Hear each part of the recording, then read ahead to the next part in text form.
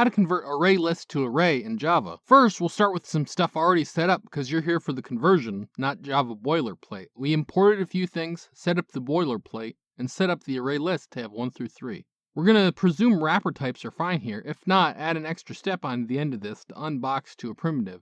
Integer array x equals new integer array of length 3. Now here's the goofy Java part.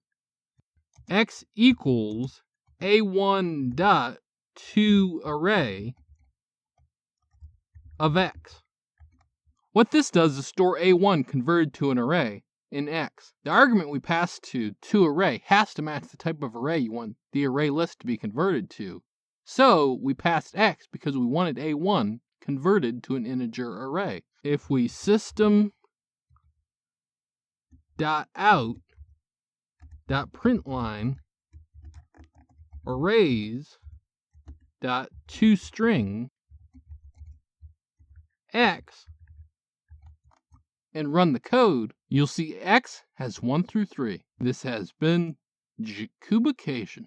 Like and subscribe to learn more.